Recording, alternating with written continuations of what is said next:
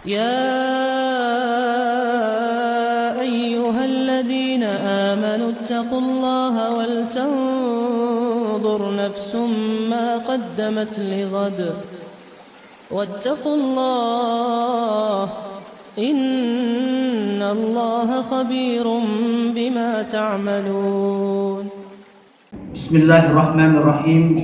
السلام عليكم ورحمة الله وبركاته. الحمد لله رب العالمين وبه نستعين على أمور الدنيا والدين والصلاة والسلام على أشرف الأنبياء والمرسلين سيد الأولين والآخرين نبينا محمد صلى الله عليه وسلم المبعوث رحمة للعالمين وآله الطاهرين وصحابته الطيبين ومن سار على نهجهم بإحسان إلى يوم الدين. يقول ربنا جل وعلا: يا أيها الذين آمنوا اتقوا الله حق تقاته ولا تموتن إلا وأنتم مسلمون.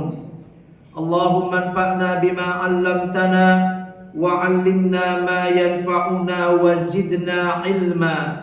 سبحانك لا علم لنا إلا ما علمتنا إنك أنت العليم الحكيم. أخواتي والأمهات العزيزات الفاضلات حفظكن الله. Alhamdulillah, selalu dan senantiasa kita memuji Allah Tabaraka wa Ta'ala.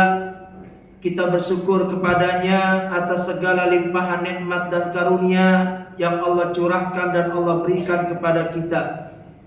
Walhamdulillah, pada kesempatan pagi hari ini kita bisa kembali mengaji, kita bisa kembali duduk menuntut ilmu syar'i, mendengarkan ayat-ayat Allah yang dibacakan, mendengarkan hadis-hadis Nabi Sallallahu Alaihi Wasallam yang akan disampaikan, yang semoga akan menjadi ilmu yang bermanfaat, bekal yang bermanfaat untuk kita dalam menegakkan ibadah kepada Allah Jalla wa Ala. Dan mungkin seperti yang sudah disampaikan oleh pihak DKM, pada kesempatan pagi hari ini kita akan mengkaji satu kajian tematik bertemakan menjaga amal agar tidak batal. Menjaga amal agar tidak batal. Maksudnya tidak batal dan tidak gugur pahalanya. Sebelum itu kami ingin mengingatkan kepada saya dan semua ummahat serta akhwat sekalian tentang pentingnya kita mensyukuri dua nikmat Allah Subhanahu wa Ta'ala yang Allah karuniakan kepada kita. Yang pertama tentu saja adalah nikmat keimanan, nikmat keislaman. Kita bersyukur kepada Allah. Allah karuniakan kepada kita hati yang lembut, hati yang tunduk, hati yang mudah dalam menerima kebenaran. Bersyukur kepada Allah Subhanahu wa Ta'ala, Allah berikan kepada kita hati-hati yang lunak, yang tunduk kepada Allah, beriman kepada Allah, beriman kepada Rasulullah, dan juga beriman dengan semua apa yang Allah perintahkan kita untuk mengimaninya. Hati kita redha menjadikan Allah sebagai sesembahan kita. Hati kita redha menjadikan Muhammad sebagai utusan, Allah sebagai sesembahan, dan juga redha menjadikan Islam sebagai agama dan keyakinan. Ini satu nikmat yang patut untuk kita syukuri. Karena nikmat keimanan, nikmat keislaman adalah jaminan keselamatan dunia dan akhirat. Nikmat iman, nikmat Islam adalah jaminan kebahagiaan dunia dan akhirat. Maka siapapun yang menginginkan keselamatan dunia dan akhirat, menginginkan kebahagiaan dunia dan akhirat, iman dan Islam adalah sebuah keniscayaan. Karena siapapun yang tidak beriman kepada Allah atau dia meyakini agama, memeluk agama selain Islam, maka dapat dipastikan dia kelak akan menjadi orang-orang yang celaka, orang-orang yang binasa, orang-orang yang akan merugi nanti di akhirat. Sebagaimana yang Allah sebutkan di dalam surah Ali Imran, "Wa may yabtaghi ghairal islami dina." Siapapun yang mencari agama selain Islam, agama apapun namanya selain Islam, dia memeluk agama bukan agama yang dibawa oleh Muhammad sallallahu alaihi wasallam, dijadikan itu sebagai agamanya, dijadikan itu sebagai keyakinannya, dia menjalankan syariat-syariat agama yang bukan dari agama yang dibawa oleh Muhammad sallallahu alaihi wasallam, maka Allah mengatakan falan yuqbala minhu. Amal itu tidak akan diterima oleh Allah. Agama itu tidak akan diterima oleh Allah Subhanahu wa taala. Wa huwa fil akhirati minal khasirin. Dan kelak dia akan menjadi orang-orang yang merugi. Jadi mereka-mereka yang menjadikan agama selain Islam, maka nanti di akhirat agama itu tidak akan diterima oleh Allah Subhanahu wa taala. Sebagaimana ayat yang tadi kami sebutkan, surah Ali Imran ayat 85. Maka kita jaga nikmat yang luar biasa ini, nikmat iman, nikmat Islam. Kita jaga, kita lestarikan. Ya, jangan pernah kita tergoyahkan dari keyakinan kita. Sampai kapan kita beriman? Sampai mati. Sampai kapan kita menjadikan Islam sebagai agama? Sampai mati.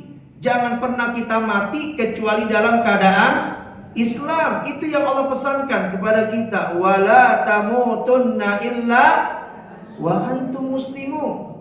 Ya, sering ini disampaikan oleh para khatib, ya, mengutip firman Allah dalam surah Ali Imran juga. Ya ayyuhalladzina amanu taqullaha haqqa tuqatih. Wahai orang-orang beriman, bertakwalah kalian kepada Allah dengan sebenar-benarnya takwa. Wala tamutunna illa wa antum muslimun. Jangan pernah sekali-kali engkau mati kecuali dalam keadaan Islam.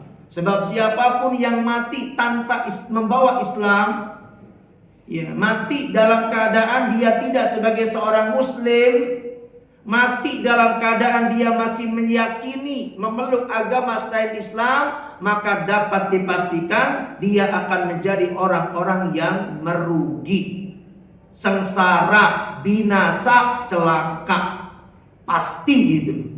Karena Allah Subhanahu wa taala yang menetapkan demikian. Ini bukan kata saya, bukan kata guru saya, bukan kata si fulan, bukan kata si alan, tapi pernyataan ini datang dari Allahu Rabbul Alamin. Surah Ali Imran ayat 85. Ikhwati wa akhwati fillah, ketika iman yang Allah karuniakan kepada kita adalah iman yang benar, maka dapat dipastikan iman yang benar itu pasti akan melahirkan amal. Maka nikmat kedua yang patut untuk kita ingat dan kita syukur kepada Allah adalah nikmat diberikan kita kemudahan, kemampuan. Untuk apa? Untuk beramal. Menunjukkan keseriusan iman kita kepada Allah, menunjukkan kesungguhan iman kita kepada Allah.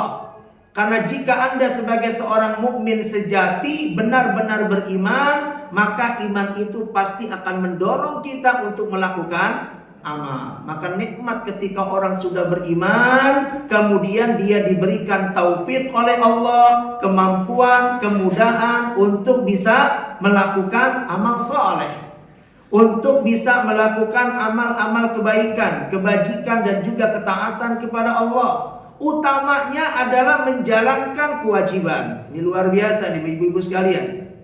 Jadi di saat Allah berikan kita kemampuan untuk bisa menjalankan kewajiban yang Allah wajibkan atas kita, nikmat luar biasa. Ya, Allah berikan kepada kita kemudahan untuk misalkan menjalankan sholat 5 waktu, nggak ada sisi keberatan sedikit pun. Mudah kita dalam menjalankannya. Ya, bahkan di saat kewajiban itu kita abaikan, terasa ada yang tidak nyaman di hati ini. Resah hati ini, gelisah hati ini. Kenapa? Karena ada kewajiban yang belum dia tunaikan. Nikmatnya memiliki hati-hati yang seperti itu.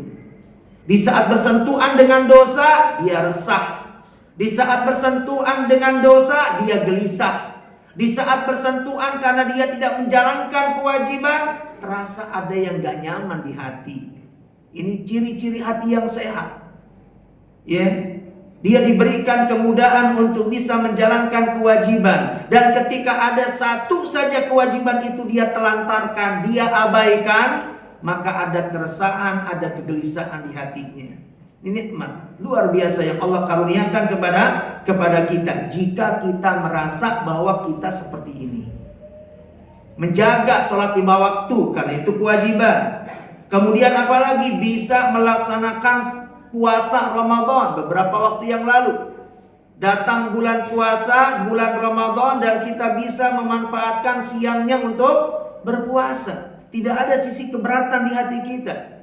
Kita rela berlapar-lapar sebentar. Kita rela berhaus-haus sebentar. Untuk apa? Untuk bisa menjalankan apa yang Allah perintahkan sama kita. Sementara banyak orang di luar sana yang mereka nggak bisa melakukan itu. Padahal badannya sehat. Padahal fisiknya kuat. Padahal ya dia nggak tua renta amat, nggak tua-tua amat gitu kan. Bisa dia, cuman karena nggak mau lapar sedikit, nggak mau haus sedikit, akhirnya dia nggak mau puasa. Padahal dia menahan lapar cuma sebentar, 12 jam saja. Ya, itu pun di awal-awal lapar belum dapat itu, belum dia rasa. Paling dia rasa itu di jam 12 siang. Haus itu mungkin dia rasa di siang tengah bolong. Ya, paling dia cuma 12 jam, 6 jam atau 12 jam dia menahan lapar. Ya. Sementara di luar sana banyak orang-orang yang laparnya itu gak kenal waktu. Gak cuma di siang Ramadan dia lapar, tapi di hari-hari yang lain pun dia kelaparan.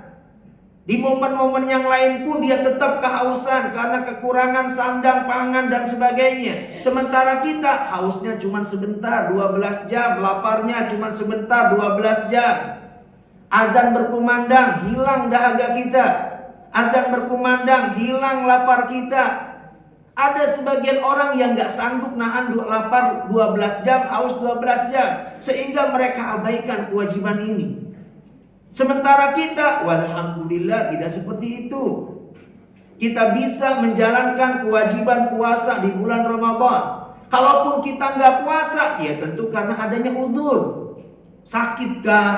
Safarkah? Atau kalau wanita misalkan karena sebab haid, karena sebab nifas, dan sebagainya, dan sebagainya. Tapi ketika tidak ada aral melintang, tidak ada uzur, kita bisa melaksanakannya.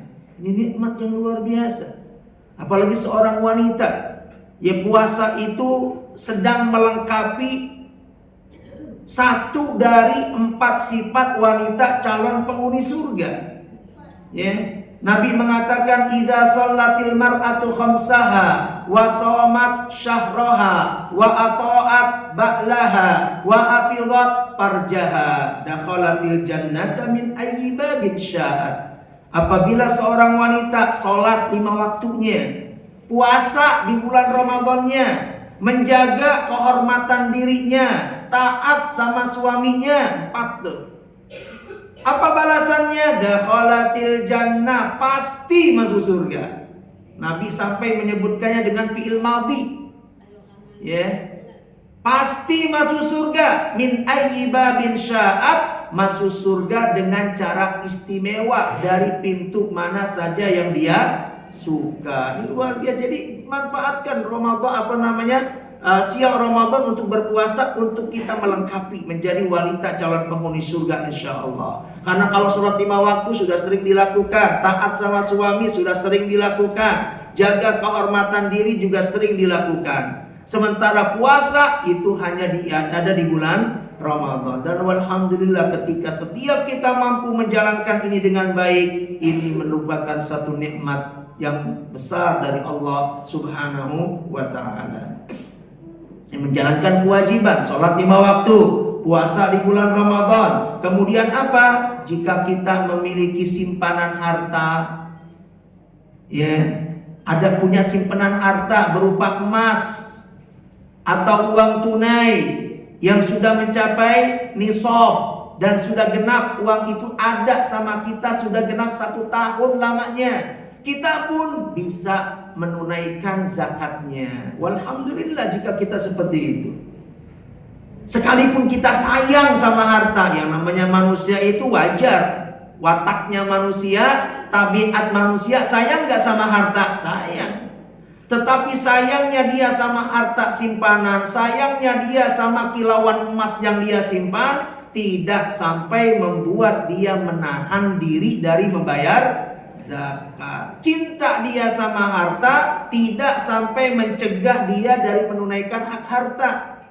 Cinta dia sama harta tidak sampai membuat dia menelantarkan hak fakir dan hak miskin. Karena pada harta di orang kaya itu ada hak fakir dan miskin. Allah mengatakan wa fi amwalihim haqqun lis-sa'ili wal mahrum. Pada harta mereka itu ada hak buat mereka-mereka yang tidak semujur dia, ya, yang tidak seberuntung dia. Simpanan harta kita di situ ada hak fakir, ada hak miskin yang gak boleh kita abaikan. Walhamdulillah di saat Allah lapangkan rezeki kita, ya, kita bukan selain kita bisa menghidupi kebutuhan kita sehari-hari, ya, kita juga punya simpanan.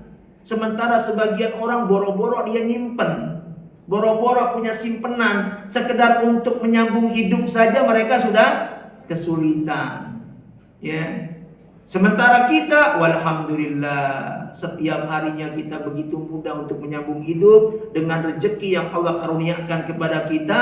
Bahkan rezeki itu berlebih, nggak cuma cukup mencukupi kebutuhan harian kita, tapi kita bisa nyimpen, bisa nabung, baik dengan uang tunai yang kita simpan di berbagai macam deposito ataupun kita belikan kilauan emas dan sebagainya. Jangan lupakan untuk menunaikan zakatnya. Ada sebagian kita yang mungkin seperti itu, punya simpanan tapi dia mudah juga mengeluarkan zakat. Subhanallah, bisa sholat 5 waktu, bisa puasa di bulan Ramadan, bisa menunaikan zakat. Kalau zakat mal saja yang jumlahnya besar itu mampu dia tunaikan, apalagi cuma zakat fitri yang cuma 3 kg beras yang nilainya jauh lebih ringan dibandingkan zakat harta. Kira-kira lebih besar zakat harta atau zakat fitri? Zakat harta lah, ya. Kalau zakat fitri 3 kilo per kepala, kita misalkan punya 6 anak, suami dan istri, dan 6 anak, 8 kali 3 24. Taruhlah misalkan kita beli 1 karung isi 25, 400.000, 450.000, 500.000, udah cakep bener itu, ya, umpamanya 25 kg. Ya cuman 400.000 sudah mencukupi 8 kepala yang ada di rumah kita. Sedikit ringan. Sementara zakat harta kira-kira kurang atau lebih dari itu? Lebih. Apalagi sekarang harga emas sedang naik. Taruhlah misalkan 2.500.000 atau misalkan 2 juta saja, ya, nisabnya 85, berarti sekitar 170 gram. Iya betul ya, kapan? 170 juta, ya. Atau kalau 2,5 taruhlah 200 juta. Yang dikeluarkan 2,5%. Berapa 200 juta 2,5%? Berarti 5 juta.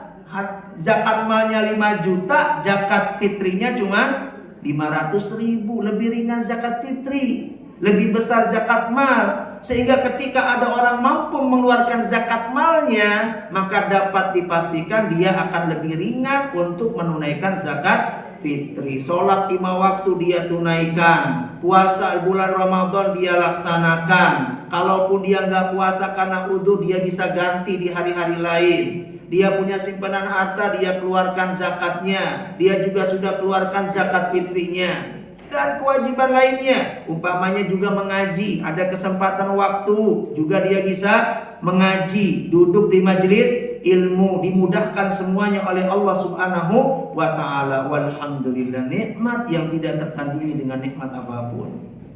Ya, sementara di luar sana banyak Bapak Ibu sekalian, orang yang sejatinya dia diberikan berbagai macam kemudahan oleh Allah untuk melakukan ketaatan.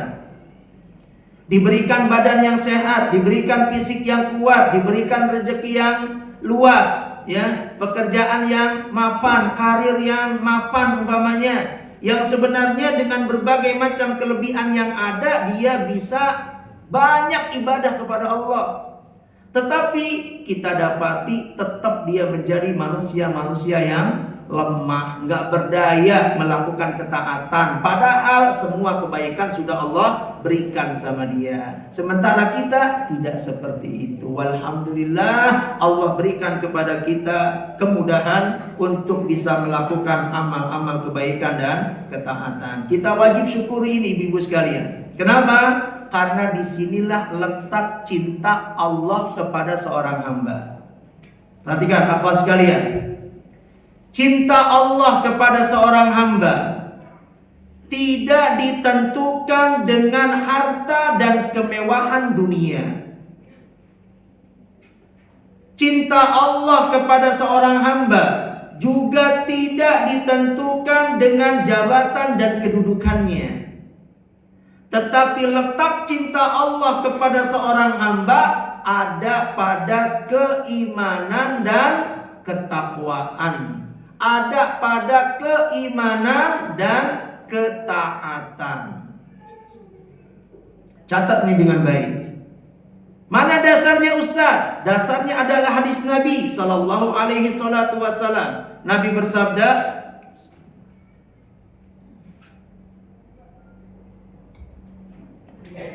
Nabi mengatakan, Innallaha yu'tid dunya man yuhibbu wa man la yuhibbu wa la yu'til imana illa man yuhibbu. Sesungguhnya Allah akan memberikan dunia ini. Dunia ini ya maksudnya kemewahannya, termasuk diantaranya adalah harta. Jadi maknanya Allah akan berikan harta dan dunia. Harta dan kemewahan dunia.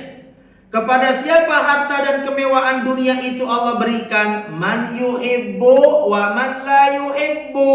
Allah berikan kepada orang yang Allah cinta, dan Allah beri juga kepada orang yang tidak Allah cinta. Jadi dunia ini Allah berikan kepada semuanya. Nggak pandang dia mukmin atau dia kafir, Allah kasih dunia. Sehingga kita dapati banyak orang-orang beriman kaya. Apakah kekayaan dan dunia hanya Allah berikan kepada orang beriman, kepada orang yang Allah cintai? Tidak, Allah juga akan berikan dunia hatta kepada orang yang Allah murka. Allah berikan dunia hatta kepada orang yang tidak Allah cinta. Maka kita dapati banyak juga orang kafir dia dapat dunia, kan? Orang kafir tempo dulu yang dapat dunia siapa contohnya? Firaun, Namrud, Haman, Qarun. Mereka adalah orang-orang yang dimurkai oleh Allah. Mereka adalah orang-orang yang tidak dicinta oleh Allah. Tapi dunianya dapat, dunia berada dalam genggaman mereka. Perbendaharaan dunia ada dalam genggaman mereka. Qarun kurang apa kayaknya, sehingga kunci-kunci gudang emasnya saja itu hanya bisa dipikul oleh orang-orang yang memiliki kekuatan, kekayaan luar biasa. Apakah menunjukkan Allah cinta sama Qarun, Allah cinta sama Firaun? Tidak. Karena masalah dunia Allah berikan. Jangankan kepada orang mukmin, kepada orang kafir pun Allah beri. Allah beri dunia kepada orang beriman, Allah beri dunia kepada orang kafir. Allah beri dunia kepada orang yang gemar melakukan ketaatan, Allah beri juga dunia kepada orang yang melakukan kemaksiatan. Ya, karena memang dunia dan harta bukan letak tanda cinta Allah kepada seorang hamba. Kalau orang diberikan dunia, ya bisa saja dia dicinta oleh Allah, bisa juga dia tidak dicinta oleh Allah. Ya. Wala yu'til imana illa man yuhib. Akan tetapi Allah tidak akan memberikan iman ini kecuali hanya kepada orang yang Allah cinta. Perhatikan ini. Allah akan berikan dunia kepada orang yang Allah cinta dan orang yang tidak Allah cinta, tapi Allah tidak akan memberikan iman kecuali hanya kepada orang yang Allah cintai. Maka ketika ada seorang hamba, Allah berikan padanya hati yang lunak untuk bisa beriman kepada Allah. Kemudian iman benarnya itu mendongkrak semangat dia dalam beramal, sehingga dia juga beramal dengan sebab keimanannya. Ya, maka ini pertanda apa? Itu sosok hamba yang dicintai oleh Allah. Maka jika dua nikmat ini ada sama kita sekarang, Allah karuniakan kepada kita keimanan, Allah karuniakan kepada kita memeluk Islam, kemudian kita beramal dengan syariat-syariat yang ada dalam agama kita, karena agama kita punya tuntutan syariat. Ya, ada tuntutan-tuntutan di balik keyakinan kita menjadikan Islam sebagai agama. Gak cukup saya redho Islam sebagai agama kita, gak cukup dengan lisan. Apa konsekuensi bahwa hatimu redho menjadikan Islam sebagai agamamu? Jalankan syariatnya, laksanakan kewajibannya, tunaikan hak-haknya. Itu baru keyakinan kita benar menjadikan Islam sebagai agama. Nggak cukup dengan keyakinan dan pengakuan, tapi harus ada amal yang harus dia tunaikan. Nah, jika dua nikmat ini ada, berarti menunjukkan Allah cinta pada hamba tersebut. Karena dua nikmat ini tidaklah Allah beri kecuali kepada orang yang Allah cintai. Baik akhwati fillah, setelah kita bersyukur kepada Allah atas nikmat keimanan, nikmat taufik dan kemampuan untuk beriman, beramal, cukupkah sampai di sana? Tidak. Ya, kita harus terus berupaya untuk bagaimana kita istiqamah di atas keimanan dan amal tersebut. Ya, supaya kita istiqomah tetap semangat, gimana caranya? Yakin. Nah ini, perhatikan ibu-ibu sekalian, yakinlah. Hakul yakin, seyakin-yakinnya. La ya'tarihi syak, keyakinan yang tidak disusupi dengan secuil pun keraguan. Keyakinan apa Ustaz? Keyakinan bahwa setiap amal kebaikan yang kita lakukan, amal ketaatan yang kita lakukan, ibadah yang setiap hari kita kerjakan, itu tidak akan sia-sia selama-lamanya. Tidak sia-sia, Bu. Ya. Kadang saja kita hari ini beramal, besok ya biasa aja, nggak ada efek dan dampak. Sejatinya ada. Ya. Apa yang sudah kita lakukan dari amal ibadah yang sejak dahulu kala kita lakukan, itu tidak akan pernah sia-sia selamanya. Pasti amal kebaikan itu akan memiliki energi positif, dampak positif pada kehidupan kita. Yakini itu. Sekali lagi, amal kebaikan yang kita lakukan tidak akan sia-sia. Kita pasti akan melihat dampak positif dari amal soleh yang kita lakukan. Di mana dampak positif itu kita rasakan, Ustaz? Yang pertama, pada kehidupan yang sedang kita jalani, yaitu kehidupan apa? Dunia. Yang kedua, pada kehidupan yang nanti akan kita jalani, yang belum kita jalani saat ini, tapi cepat atau lambat akan kita jalani itu. Apa itu Ustaz? Yaitu kehidupan alam barzakh dan kehidupan akhirat. Sekarang dan nanti pasti akan terasa. Apa pengaruh positif dari amal soleh yang kita lakukan dalam kehidupan dunia Ustaz? Pengaruh positifnya sebagaimana yang disebutkan oleh Allah, akan membuat seseorang damai dalam menjalani hidupnya, tenang, tentram dalam hidupnya. Maka siapapun yang mau mendapatkan kedamaian, kenyamanan, ketentraman dalam hidup, hendaknya dia menegakkan ibadah kepada Allah. Hendaknya dia menjalankan tujuan utama dari keberadaan dia di atas muka bumi ini. Orang kan kalau dia mampu menjalankan tujuan dari asal penciptaan itu tenang. Ya, dia bisa menjalankan tujuan kenapa dia ada. Tenang hidupnya. Ya. Kalau kenapa? Karena dia sudah menjalankan tujuan utama dari hidupnya, yaitu apa? Menegakkan ibadah, mengabdikan hidup untuk Allah. Dengan menjalankan ibadah, menjalankan kewajiban, Allah pasti akan berikan untuknya satu kehidupan yang bahagia, satu kehidupan yang baik. Ya. Mana janjinya Ustaz? Allah sebutkan dalam surah An-Nahl ayat 97. Tadi kan ibu-ibu sekalian, ini pengaruh positif yang akan didapat oleh orang yang melakukan ketaatan dalam hidupnya. Surah An-Nahl ayat 97. Allah berfirman, "Man amila salihan min dzakarin au untha." Barang siapa yang melakukan amal saleh, baik laki-laki ataupun perempuan. Ini menunjukkan apa ibu-ibu sekalian? Yang dituntut untuk beramal bukan cuma kaum laki-laki. Perempuan pun wajib beramal. Yang dicipta untuk beribadah kepada Allah bukan cuma laki-laki, perempuan pun sama. Allah ciptakan untuk mewujudkan ibadah kepada Allah. Jadi ayat wa ma khalaqtul jinna wal insa illa liya'budun. Tidaklah aku ciptakan jin dan manusia kecuali agar mereka mewujudkan ibadah kepadaku. Manusia di sini siapa? Laki-laki dan perempuan.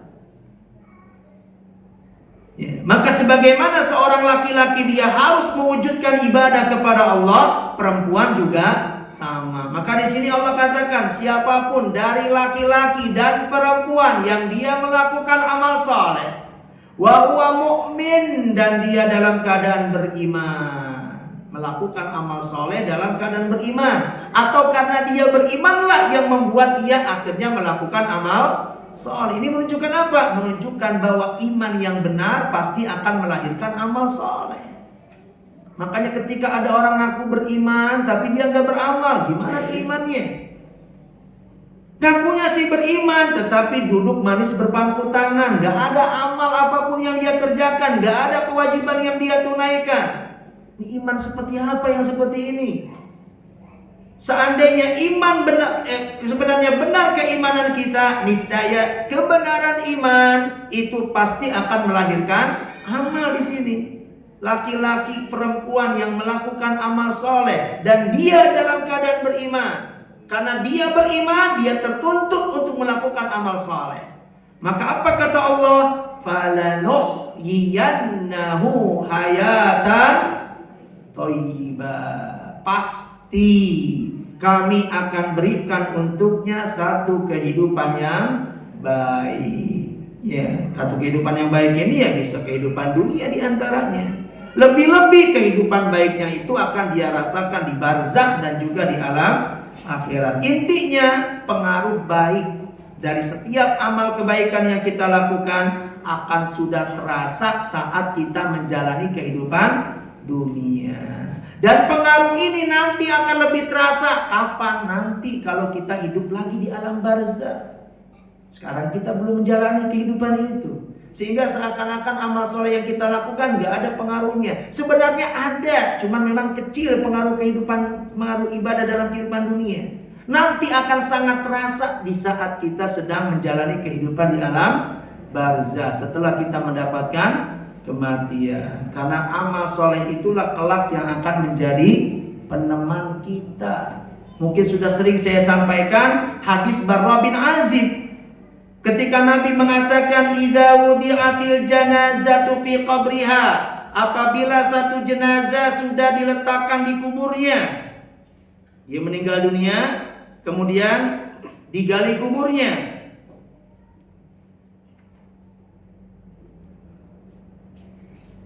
Ya, kemudian digali juga lahatnya. Kemudian diletakkanlah si jenazah itu di lahat. dengan berbaring ke sebelah kanan, wajah menghadap ke arah kiblat. Ditutuplah lahat itu dengan bata, ditutuplah lahat itu dengan bambu, atau ditutuplah lahat itu dengan balok. Ya, yang biasa dilakukan oleh orang Indonesia biasanya dengan bambu dan balok. Ya. Kemudian ditimbun kuburannya.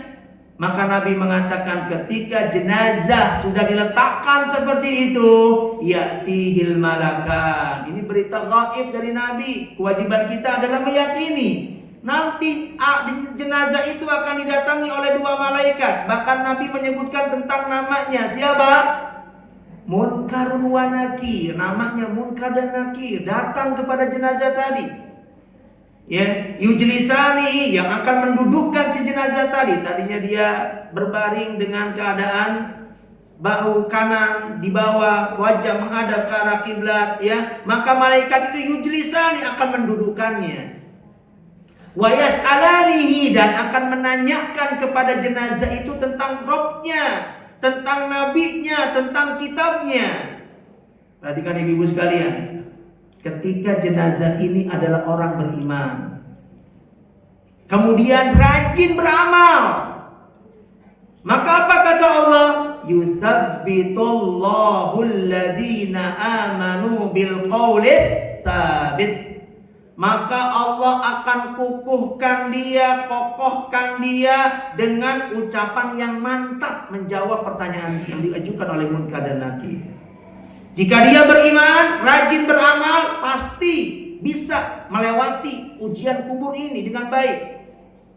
Beda ketika jenazahnya orang kafir, jenazahnya orang munafik, jenazahnya yang orang yang tidak melakukan amal soleh. Ketika ditanya oleh Munkar dan Nakir, man rabbuk? Maka dia menjawabnya apa? La adri. Saya nggak tahu. Tanya lagi tentang kitabnya, apa itu saya nggak tahu. Tanya lagi tentang siapa laki-laki yang diutus tengah-tengah kamu. La adri, gak ada yang bisa dia jawab.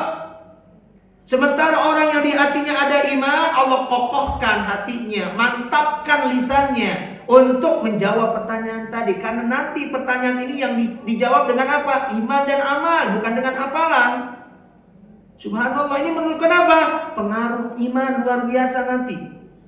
Akan bisa mengokohkan kita melewati namanya fitnatul qabri, fitnah kubur yang akan dijalani oleh setiap manusia yang diletakkan di kuburnya. Ya. Kemudian setelah dia lolos, maka akan ada suara yang mengatakan, "Shadaqa abdi, hambaku telah benar jawabannya." Aprisuhu minal jannah, bentangkan untuknya permadani dari surga. Wa albisuhu minal jannah, pakaikan untuknya pakaian dari surga. Waftahu lahu baban ilal jannah, dan bukakan untuknya pintu untuk jalan menuju surga. Wa yatihi tibu awarihuha, maka aroma surga itu sudah sampai ke alam kuburnya. Ya, dapat nikmat kubur ya. Nggak cukup sampai di sana, Nabi nyebutkan nanti akan ada seseorang yang datang sama dia. Bahkan Nabi menyebutkan sifatnya.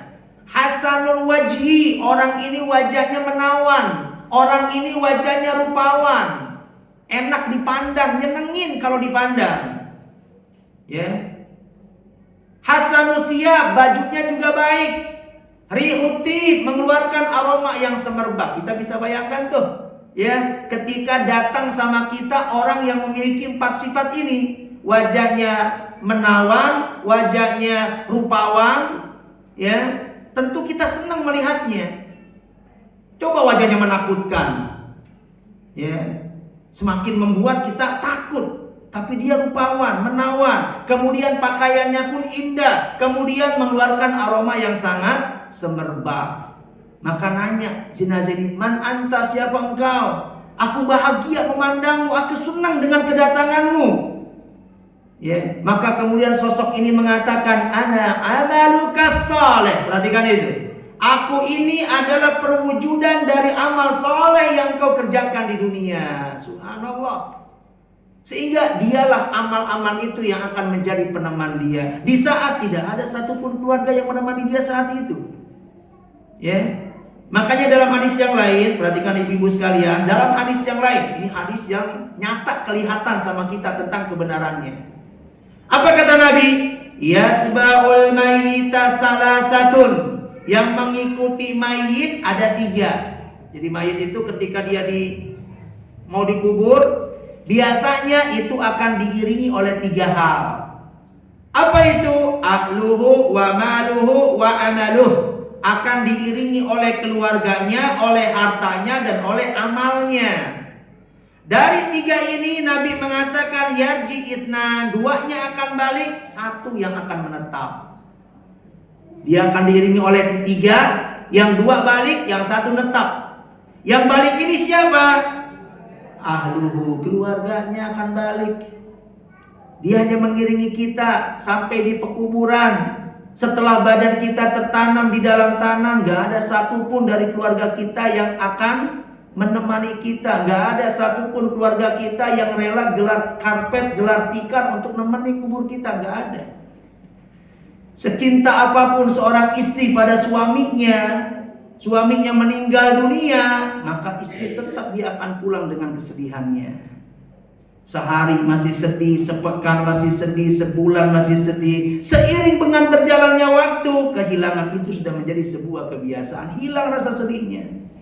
Bahkan mungkin setelah masa iddahnya selesai, sudah akan ada sosok laki-laki yang menggantikan posisi dari si mayit. Sehingga sejatinya orang itu nggak bisa bergantung dengan kesolehan istrinya. Apalagi yang meninggal seorang wanita. Ya, secinta apapun suami sama seorang istri, ketika istri tertanam di dalam tanah, ya maka suami akan balik ke rumah. Apalagi suami itu nggak ada masa iddah. Ya, maka mungkin tanah kubur istrinya masih basah, dalam hitungan hari sudah ada penggantinya. Sehingga nggak bisa seorang wanita bergantung kepada kesolehan suami. Ya. Sebagaimana suami juga nggak bisa bergantung kepada kesolehan seorang istri. Sejatinya setiap kita bergantung dengan amal kita masing-masing. Ya, istri saya kan soleh, suami saya kan soleh, saya biasa aja, nggak bisa. Kita akan bergantung dengan amal kita dan tidak dengan kesolehan pasangan kita. Ya, anak juga sama, nggak akan menemani kita.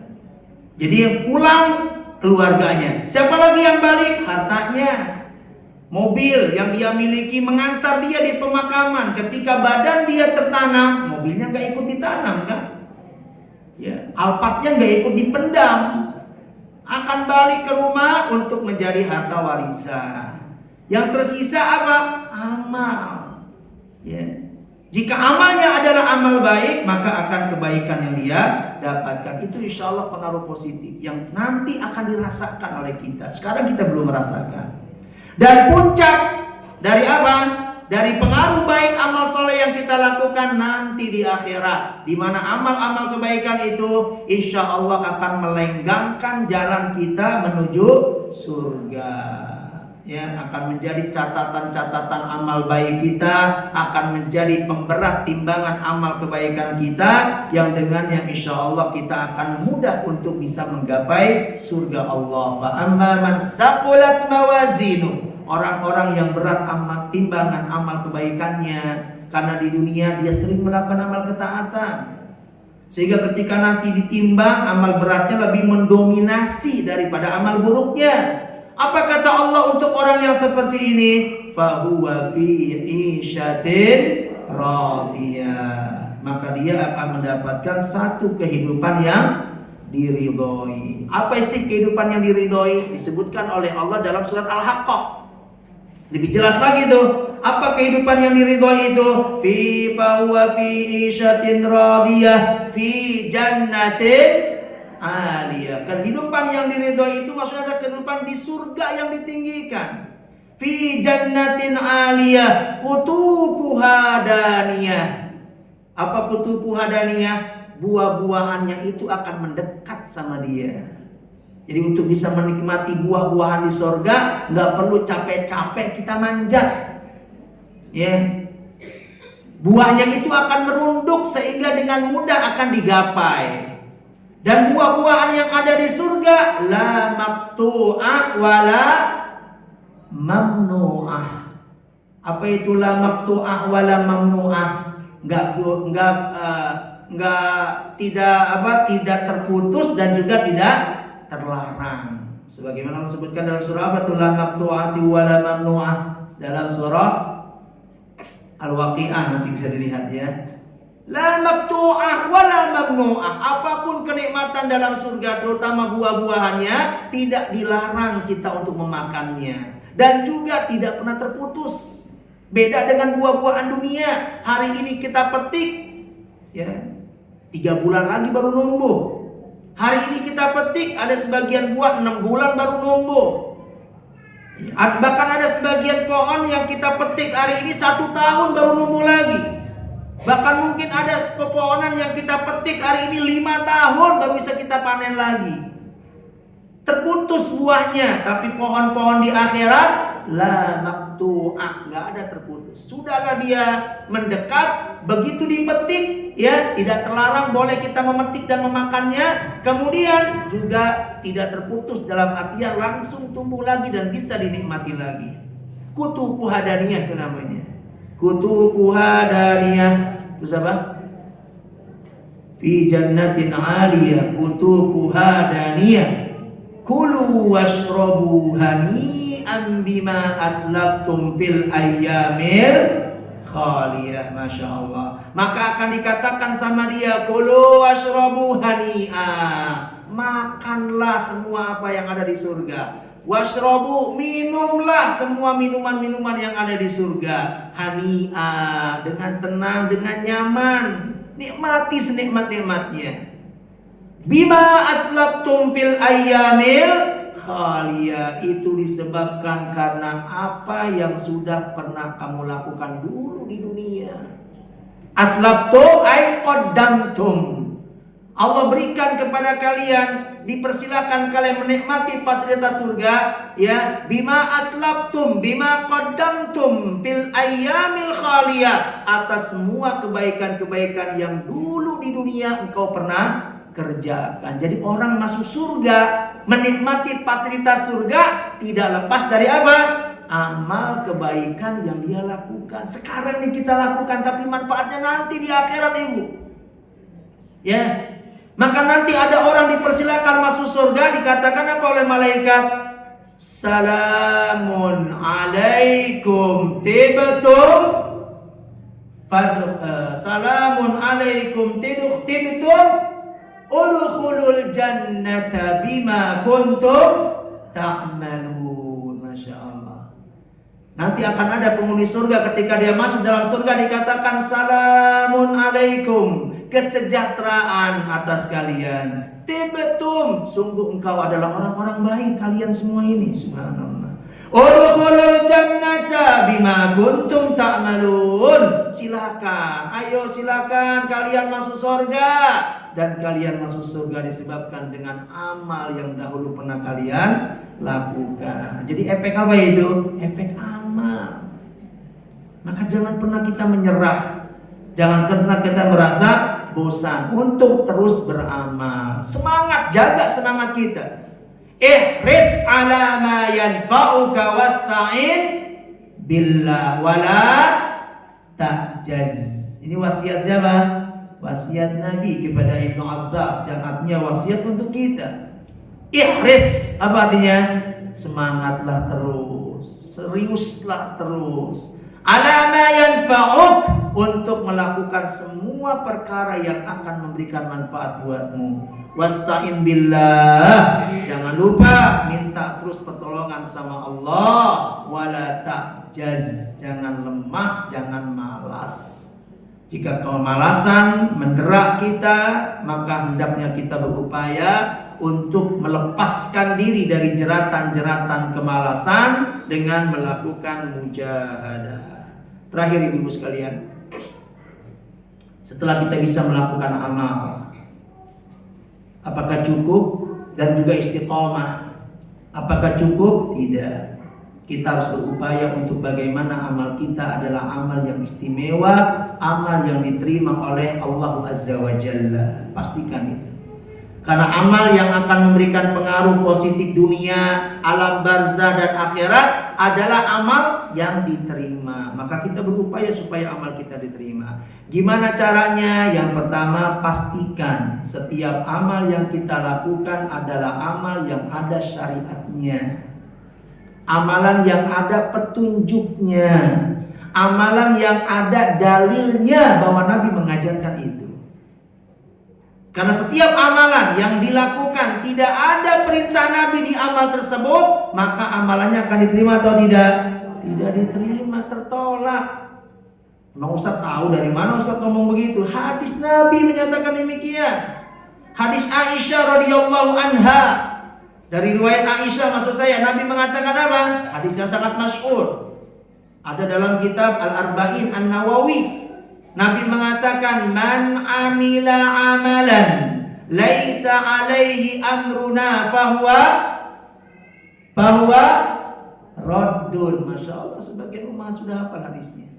Ya, man amila amalan, siapapun yang melakukan amal laisa alaihi amruna, yang tidak ada perintahnya dari kami, gak ada kami mengajarkan amalan itu, gak pernah kami mensyariatkan agama itu, tapi dia bikin-bikin sendiri berdasarkan selera, bikin-bikin sendiri berdasarkan kemauan orang, ya, tidak berasal dari perintah Allah, tidak berasal dari perintah Rasul. Apa nasib amalan ini? Fawaradun, maka amalan itu akan tertolak. Kalau tertolak, ya nggak akan memberikan dampak positif pada kehidupan dunia kita, nggak akan bermanfaat dalam kehidupan akhirat dan kehidupan alam barzah kita. Kenapa? Karena amalan kita amalan yang tertolak. Maka amal itu nggak cukup bermodalkan semangat, harus juga bermodalkan ilmu untuk bisa tahu ini amalan diperintahkan atau tidak, ada dalilnya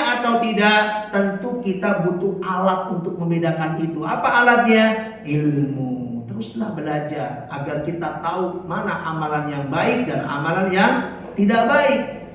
Ya, teruslah belajar agar dengan ilmu kita bisa membedakan mana sunnah, mana bid'ah, mana tauhid, mana syirik, mana munkar, mana ma'ruf, mana khair, mana syar, mana kebaikan, mana keburukan. Semuanya akan terbedakan dengan ilmu. Makanya Allah kerap kali menamakan ilmu dengan apa? Al-Furqan. Apa itu Furqan? Pembeda. Karena dengan ilmu kita bisa membedakan keduanya. Yang kedua, untuk bisa amal ini diterima adalah bagaimana kita menjaga kemurnian tauhid kita kepada Allah. Ya, setelah kita beribadah, maka jangan kita berbuat syirik. Jaga kemurnian tauhid. Itu namanya ikhlas. Ya. Dan dua hal ini, ikhlas dan mutaba'ah namanya, itu syarat diterimanya amal. Mana dalilnya Ustaz? Dalilnya bisa dilihat di akhir surah Al-Kahfi.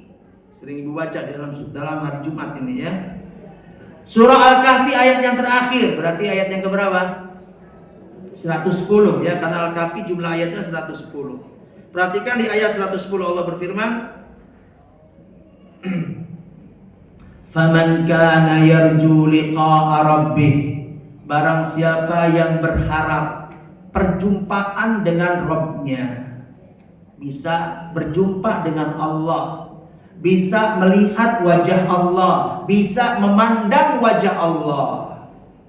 Tentu ini keinginan kita semua ibu-ibu sekalian. Kita ingin nanti diberikan kesempatan untuk bisa memandang wajah Allah.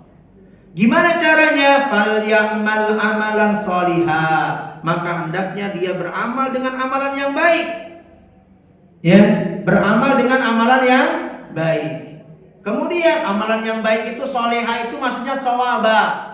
Ditafsirkan oleh Fudail bin Iyad radhiyallahu an bahwa soleha di sini maksudnya adalah sawaba, amalan yang benar. Maksudnya ada dalilnya, ada ketetapannya, ada ajarannya dari Nabi.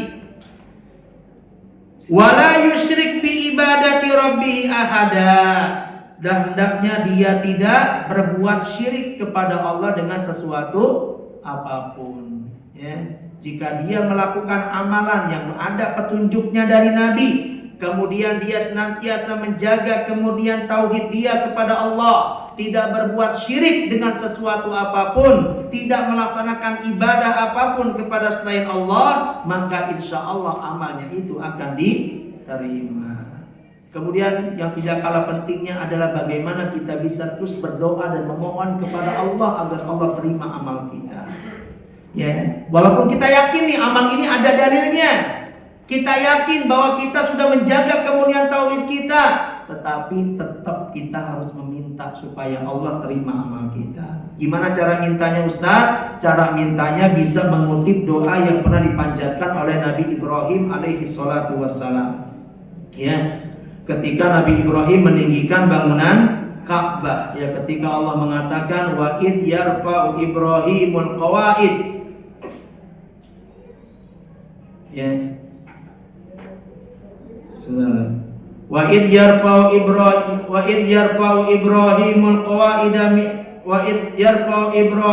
qawaida minal bait, surah Al-Baqarah ayat 127, ya. Allah mengatakan wa'id, apa sih id? Itu artinya uzkur, ingatlah. Allah suruh kita untuk mengingat momen ini. Ingatlah ketika Ibrahim dan putranya meninggikan bangunan Ka'bah. Kita tahu meninggikan bangunan Ka'bah merupakan amalan mulia, dilakukan oleh dua sosok manusia mulia, yaitu siapa? Ibrahim dan Ismail. Melakukan amalan mulia dilakukan oleh dua orang manusia mulia. Rasa-rasanya amalan ini nggak mungkin ditolak, pasti diterima kan? Tetapi ternyata subhanallah, walau demikian Nabi Ibrahim tetap merendah, minta sama Allah supaya amalnya itu diterima. Apa yang dibaca oleh Nabi Ibrahim? Rabbana taqabbal minna innaka antas samiul alim. Ini doa yang bisa kita baca. Wahai Rabb kami, terimalah amal dari kami, sesungguhnya Engkau Maha mendengar lagi Maha mengetahui. Itu doa yang bisa kita panjatkan, atau doa yang kita ambil dari doa Nabi langsung. Karena kita dapati Nabi juga minta supaya amalnya diterima. Makanya kita heran ketika ada orang yang gak pernah minta sama Allah.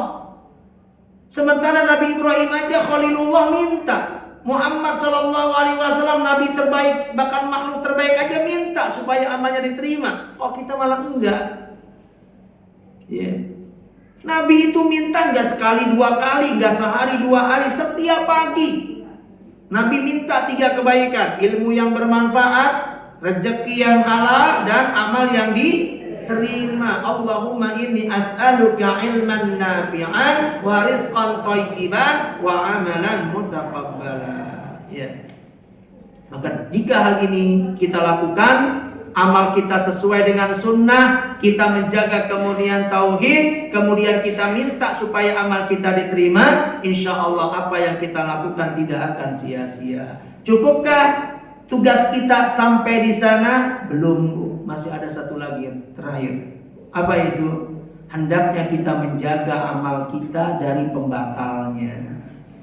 Jangan sampai udah capek-capek kita beramal, dan amalan itu sejatinya sudah tercatat pahala buat kita, belum sempat kita nikmati hasilnya di alam kubur, udah gugur tuh amal. Belum sempat kita nikmati hasilnya di alam akhirat, udah gugur tuh pahalanya, sehingga kita nggak dapat apa-apa nanti di sana. Emangnya bisa Ustadz amal yang seperti itu? Seorang nih udah dia beramal, sudah dicatat oleh Allah dengan kebaikan, kemudian belum sempat dia merasakan memetik hasilnya di alam barzah dan di alam akhirat, amal itu udah habis, udah gugur pahalanya. Bisa emang kayak gitu? Maka kita katakan bisa. Amal itu sangat bisa seperti itu. Di antara dalil yang menunjukkan tentang memungkinkannya amal yang seperti itu adalah apa yang Allah Subhanahu wa taala sebutkan di dalam Al-Qur'anul Karim, ya, ketika Allah bicara tentang batalnya amal sedekah. Ya, sebagai penutup ini saya sampaikan, Allah taala berfirman, ya ayyuhalladzina amanu, wahai orang-orang yang beriman, surah Al-Baqarah ayat 264, Ibu. Ya, sebagai penutup ini saya sampaikan, Allah mengatakan, wahai orang-orang yang beriman, la tubtilu shadaqatikum bil manni wal adza, jangan kalian merusak sedekah kamu, membatalkan sedekahmu, maksudnya pahalanya, Ya, ini menunjukkan apa? Pahala sedekah bisa batal. Allah di sini cuma menyebut apa? Contoh saja, model, satu model ibadah. Bukan berarti yang batal yang bisa batal bukan cuma pahala sedekah saja, yang lainnya nggak batal, yang lain juga sama. Pahala sedekah bisa batal, pahala sholat juga bisa batal, pahala puasa juga bisa batal, pahala haji umroh juga bisa batal. Semua amal kebaikan bisa batal. Di sini Allah cuma nyebut kebaikan bernama sedekah bisa batal. Amal lain pun sejatinya bisa bernasib sama. Di sini Allah nyebutkan contoh sedekah yang pahalanya batal. Dengan apa? Bil manni. Apa itu manni? Menyebut-nyebut, mengungkit-ungkit pemberian. Batal tuh pahalanya. Ya. Bahkan Allah amat murka terhadap orang yang suka mengungkit-ungkit. Makanya nanti 3 golongan yang tidak dipandang sama Allah. Salasatun la yanzurullahu ilaihim yaumal qiyamah wa la yuzakkihim wa lahum adzabun alim. Nanti suatu saat kita akan bahas di sini. 3 kelompok yang nanti tidak dipandang oleh Allah di hari kiamat. Allah tidak mau mensucikan dosa-dosanya dan dia juga terancam mendapatkan azab yang pedih. 3 kelompok. Salah satu, kita nggak sebutkan semuanya, salah satunya kata Nabi apa? Al-Mannan, yang sering menyebut-nyebut. Nabi nyebut kalimat mannan. Mannan itu wazan fa'al. Setiap kalimat memiliki wazan fa'al biasanya menunjukkan makna sering. Ya, mungkin kalau ngungkitnya sekali 2 kali nggak masuk dalam ancaman hadis ini. Tapi kalau sering ngungkit sehingga itu menjadi kebiasaannya, ya udah ini mannan namanya.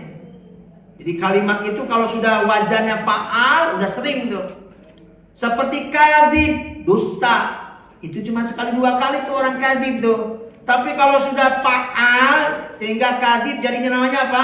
Kadzab, artinya dosa dustanya udah gak sekali 2 kali. Ya. Bil manni, mengungkit-ungkit, wal adza atau menyakiti orang yang diberi. Ya. Ngasih tapi nyelekit, ngasih tapi nyakitin. Saat itu dia beri, saat itu dia nyakitin, gak dapat apa-apa. Atau sebagian orang saat memberinya dia ikhlas, gak ada nyakitin, sepekan kemudian dia ungkit, dia sakitin. Mungkin dengan lisannya.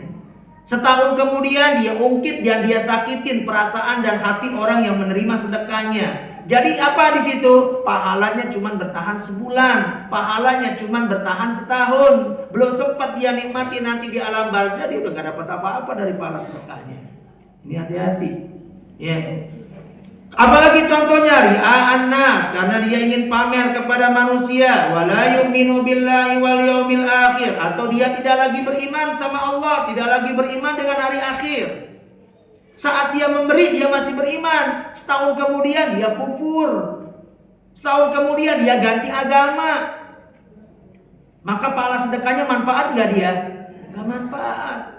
Allah katakan wa may yartadid minkum an dinihi, siapapun di antara kalian yang murtad dari agamanya, udah benar-benar dia beragama Islam, kok malah keluar, malah dia cari agama yang lain. Yartad namanya, murtad dari agamanya. Fayamut, dan kemudian dia mati dalam keadaan murtad, wa huwa kafir, maka dia telah kafir kata Allah. Fahabitat amaluhum fid dunya wal akhirah, maka kalau dia seperti itu akan batallah semua amalnya di dunia, batal juga nanti di akhirat. Wa ulaika ashabun nar, mereka semua calon-calon penghuni neraka, hum fiha khalidun, dan mereka akan kekal di dalam neraka selama-lamanya. Jadi menunjukkan apa? Ada kalanya amal itu bisa batal sebelum dinikmati hasilnya. Saking seriusnya Allah bicara tentang pembatal amal ini, Allah sampai memberikan perumpamaan sebagai penutup. Apa kata Allah di ayat yang sama? Pamasaluhu kamasali sofwan. Perumpamaannya itu seperti batu licin, alaihi turab, yang di sana ada debu. Fasoba wabil, ditempa oleh hujan lebat. Nih, kita diajak pikir nih Bu sama Allah. Coba kita bayangkan, ada debu di atas batu licin ditimpa oleh air lebat. Mampu bertahan nggak tuh? Debu-debu yang ada di atas batu licin? nggak bertahan. Debu ada di batu licin, jangankan ditimpa oleh air lebat, sekitar kita tiup aja udah berhamburan, nggak ada yang tersisa. Apalagi ditimpanya oleh air yang lebat, hujan yang lebat, nggak ada yang tersisa. Maka begitu pula perumpamaan, kadang amal itu gugur tanpa sisa sebutir pun. Dengan sebab tadi, maka setelah Allah karuniakan kepada kita iman, kemampuan dalam beramal, kita berupaya amal kita diterima, maka ada amal yang lebih penting yang tidak kalah pentingnya dari itu, bagaimana kita bisa menjaga amal itu agar kita bisa menikmati hasilnya nanti saat kita menjalani kehidupan di alam barzakh dan juga saat kita menjalani kehidupan di alam akhirat. Amin ya rabbal alamin. Ini mungkin yang dapat kami sampaikan sebagai sebuah pengingat buat saya dan buat semuanya. Wassallallahu ala nabiyyina Muhammadin wa alihi wa sahbihi ajmain. Ya, ada beberapa 5 menit mungkin kita manfaatkan untuk menjawab pertanyaan yang masuk. Barakallahu fiik.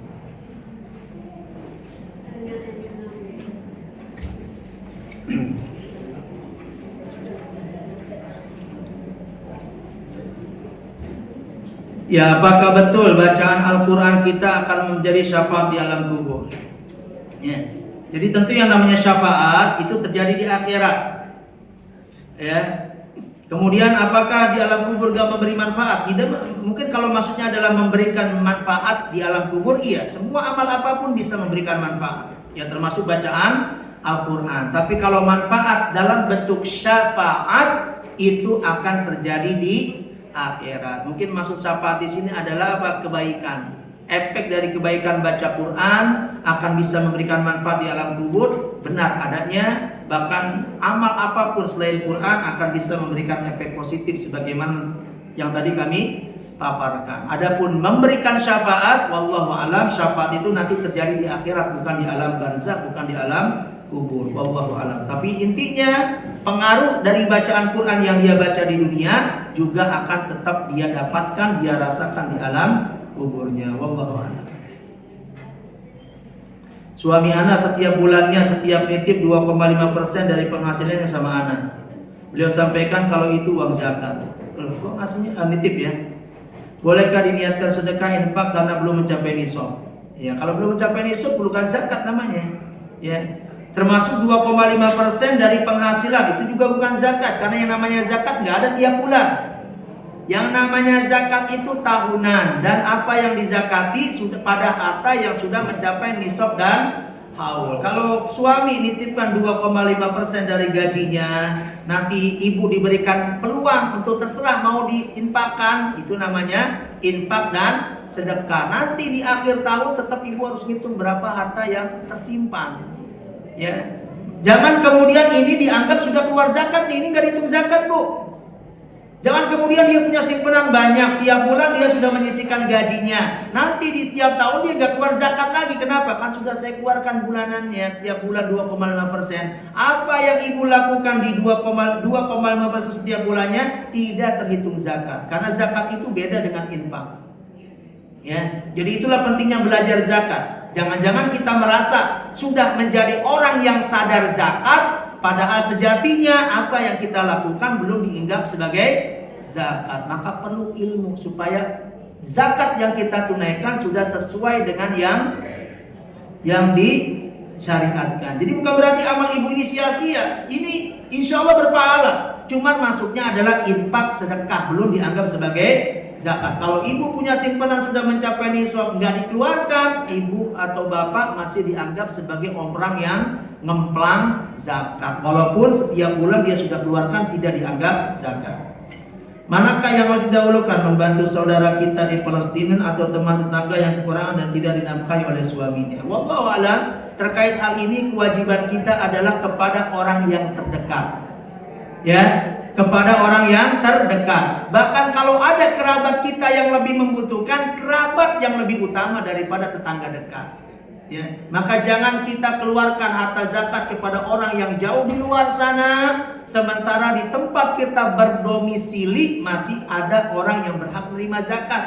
Jangan kita berikan zakat kita ke orang yang jauh di luar sana, sementara kerabat kita masih ada yang berhak menerima zakat. Maka dahulukan pemberian zakat kepada kerabat. Kalau kaya semua kerabatnya alhamdulillah, maka berikan tempat kita berdomisili. Kalau nggak ada lagi orang miskin di RT kita, nggak ada lagi orang miskin di RW kita, nggak ada lagi orang miskin di kampung kita, di kabupaten kita bahkan, bolehlah ya kita berikan. Tapi kalau memang harta kita melimpah dan kita zakat kita melimpah dan kita berbagi, ada sebagiannya di sini, ada sebagiannya yang juga kita berikan di luar sana supaya manfaatnya lebih banyak, itu lain cerita ya. Tapi kalau di sana kan semua orang miskin di tempat kita malah nggak kebagian, itu yang salah kaprah dalam mengeluarkan zakat. Terakhir, saya mau tanya di luar pembahasan, bagaimana menghadapi keluarga yang mana bicara seperti kami tidak mau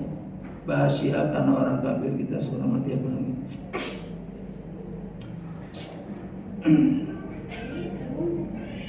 Ya, intinya tidak mau membahas Syiah karena orang kafir, kita harus berhormati apalagi Syiah itu bersyahadat. Ya, artinya setiap orang bersyahadat, tapi lihat dulu syahadatnya seperti apa. Ya kan, ya persyahadatan Syiah kalau memang Syiahnya itu adalah Syiah yang benar, tidak taqiyah, ya. Nggak cukup bersyahadatnya itu Allah sebagai Tuhan, Muhammad sebagai Rasul, ya, tapi harus bersyahadat bahwa Abu Bakar di neraka, Umar di neraka. Itu syahadat mereka sejatinya. Ya kalau sudah seperti ini syahadat, tapi syahadat seperti ini, ya gimana syahadatnya? Ya tentu ini bukan dari bagian daripada Islam. Dan kewajiban untuk kita menyampaikan dan memberikan peringatan kepada saudara kita dengan bahaya-bahaya pemikiran itu juga menjadi sebuah keharusan. Ya. Jangan sampai tertutup kemungkaran-kemungkaran suatu agama dan keyakinan hanya kita melihat dari sisi luarnya. Oh, mereka syahadat, oh mereka baca Quran umpamanya. Ya tapi perlu dilihat syahadat mereka yang asli itu seperti apa. Kalau kita lihat sama kok Ustaz, ya sejatinya dia telah melakukan taqiyah karena ada agama taqiyah di mereka. Mereka tidak mengeluarkan keyakinan sebagaimana mestinya. Ya, ditampakkan kepada orang tidak sebagaimana yang ada pada keyakinan mereka, itu namanya taqiyah. Kalau mereka tampakkan semuanya, sejatinya banyak kebatilan yang tersirat dan terlihat di sana. Maka ya sudah barang tentu kelihatannya mungkin syahadanya sama, sejatinya kalau kita melihat pada pemikiran-pemikiran dasar mereka itu ada syahadat yang kadang mereka tutupi. Ya sejatinya itu berlaku pada mereka. Tidak hanya bersaksi Muhammad sebagai utusan Allah, bersaksi Allah sebagai Tuhan, tetapi persyahadatan yang wajib mereka yakini adalah meyakini bahwa Abu Bakar di neraka, Umar di neraka, ya dan sebagainya dan sebagainya. Sudah barang tentu itu merupakan satu perkataan kekufuran. Gak manfaat juga syahadat yang seperti ini. Jadi bahaya kekufuran yang seperti ini perlu untuk diingatkan oleh saudara-saudara kita, wabil khusus adalah orang-orang tercinta kita. Ya saya kira itu yang dapat saya sampaikan, mudah-mudahan bermanfaat. Wassallallahu ala nabiyyina Muhammad wa alihi wa sahbihi wasallam. Subhanakallahumma wa bihamdika asyhadu an la ilaha illa anta astaghfiruka wa atubu ilaik. Wassalamualaikum warahmatullahi wabarakatuh.